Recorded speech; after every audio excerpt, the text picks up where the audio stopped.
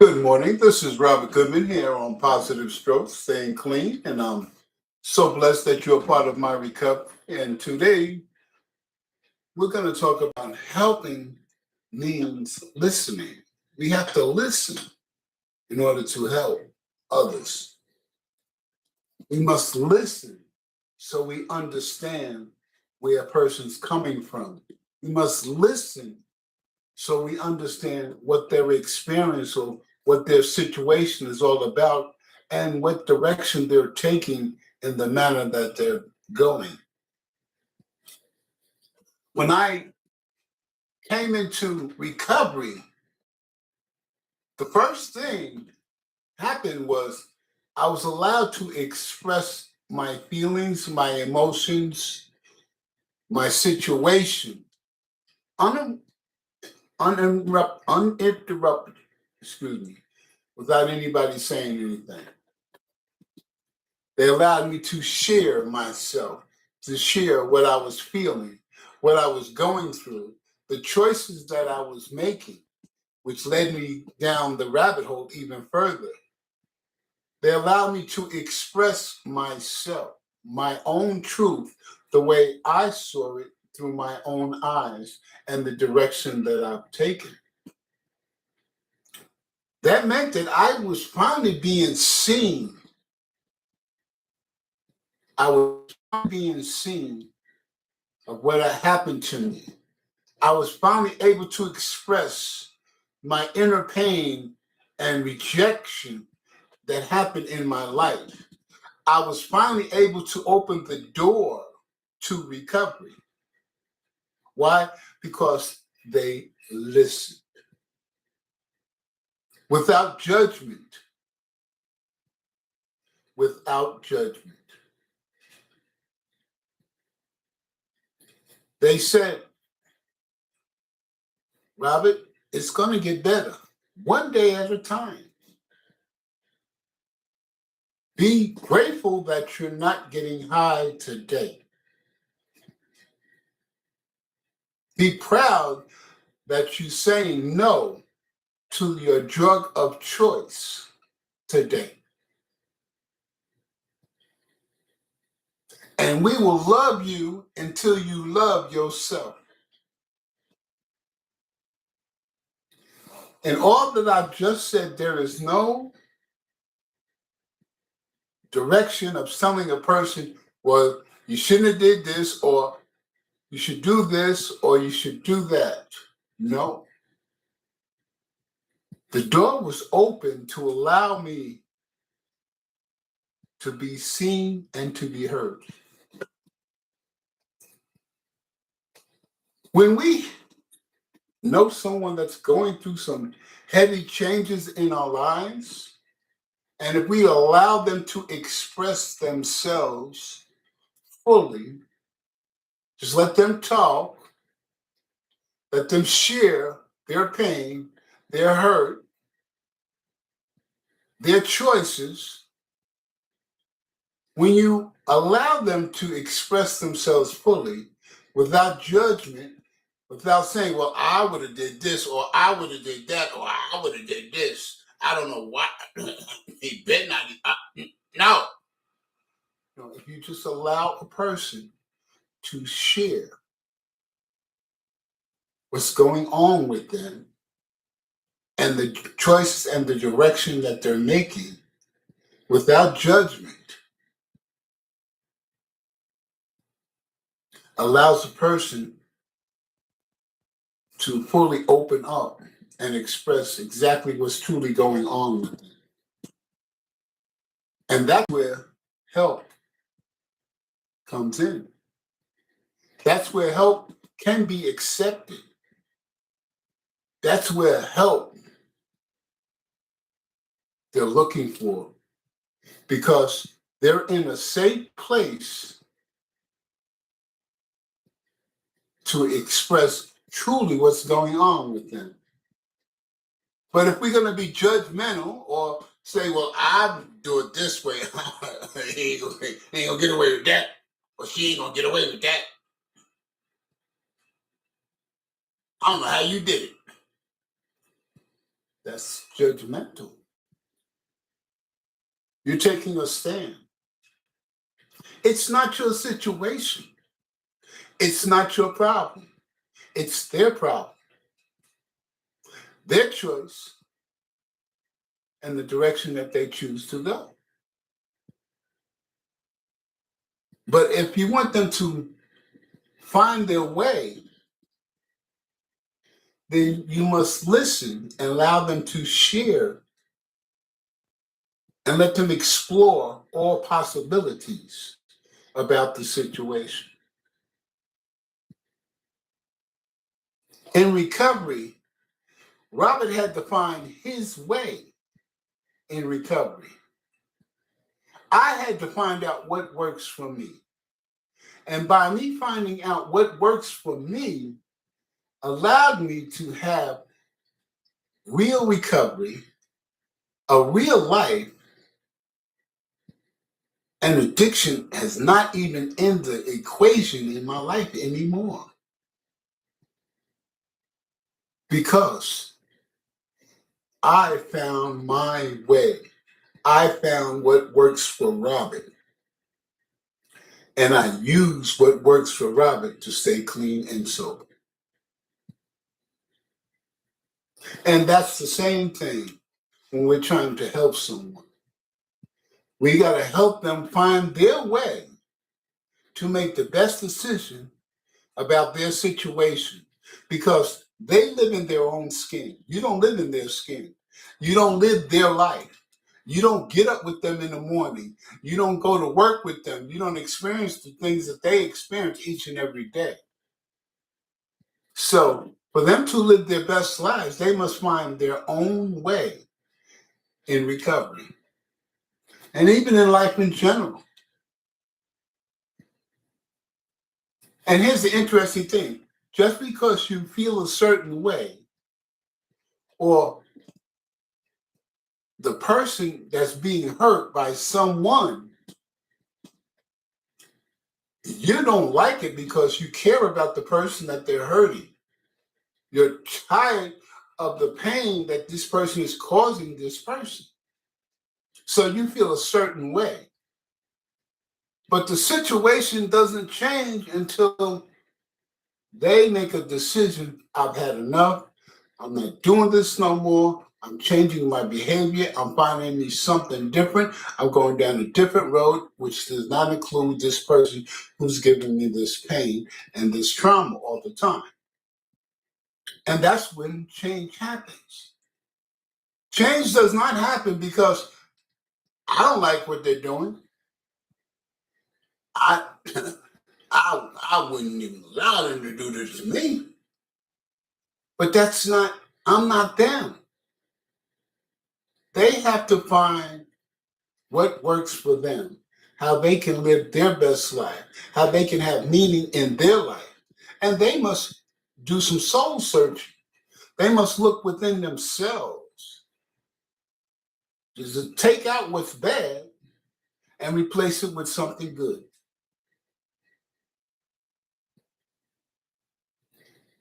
That's why they say, just do the next right thing. And by just doing the next right thing, it takes the pressure of doing the right thing. You don't have to soul search. You don't have none. Just do the next right thing. Keep it simple. And when you do that, your life shifts. It gets better. You start to stand up for yourself. You start to have pride about yourself.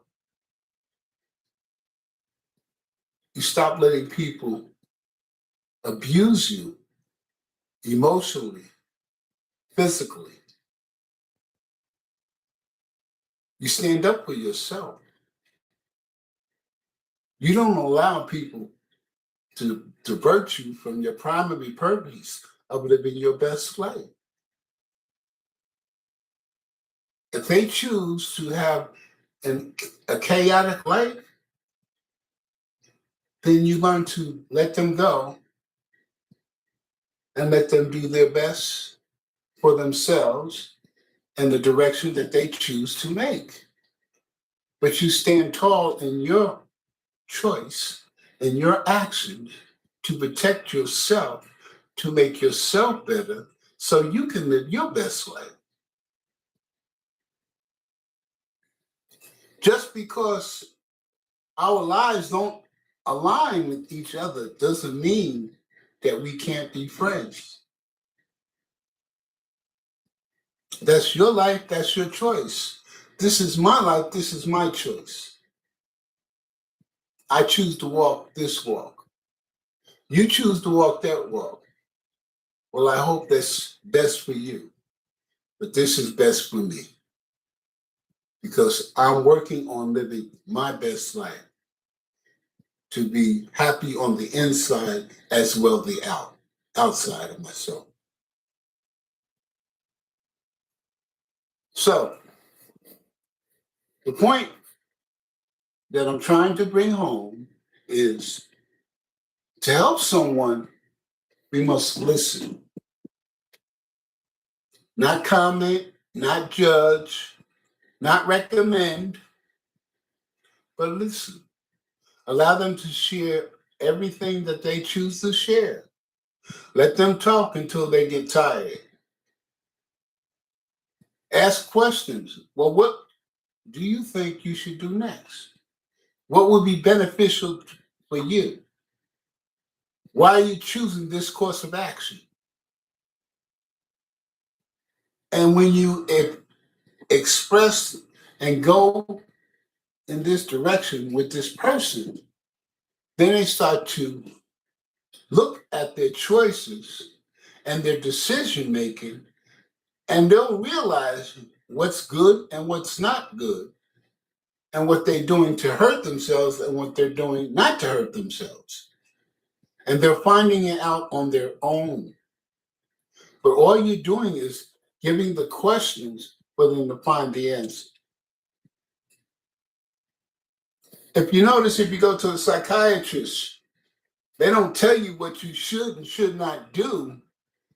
They get you to examine the evidence that you present to them. They want you to find the answer. They're not going to tell you what you should and should not do. They're going to tell you, if you do this, this will happen. Will this be good for you? And why would you choose this method?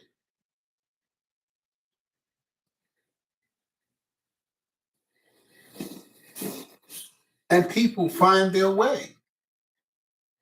In counseling, relationship counseling, it's the same thing. The person that's doing the counseling looks at the situation, how this person feels, and then they look at the other person, how they feel, and then they share their feelings and their situation about the situation. Well, this person feels like this, and you feel like this. So can't we come to a mutual understanding or to the middle to come out with common ground that y'all could work together on, that you could both agree on? The counselor is not telling anybody what to do. So if a professional is not telling people what to do, then why should we tell people what to do? Because the reality is, Robert didn't change his behavior until Robert chose to change his behavior. I didn't change my behavior from addiction to recovery. I made a choice. I said, I'm tired of doing the same thing, expecting different results, and nothing's happening. I'm tired of living in this hell. So I'm going to try something different, something I know nothing about, but I'm going to try this because I don't like this feeling anymore. I'm tired of this feeling. I don't want it no more. I've given up. I'm defeated. And I tried recovery. And I never knew where recovery was going to land me. But my life got better and better and better. But I made the choice. So if this is the case, then I believe that all of us should listen when a person is expressing their pain and their hurts and their choices, and guide them so they can find their own way to recover from the situation. Because it doesn't matter what you say, they have to do the work to make themselves better. I had to do the work to make myself better. And that's how things got better. And the interesting thing is, I'm an imperfect person. So I don't want to give somebody the wrong information because I think it's the right information. I'm not that smart. And the people that are smart do not tell people what to do. They lead them to find their own way to make the best choices for themselves.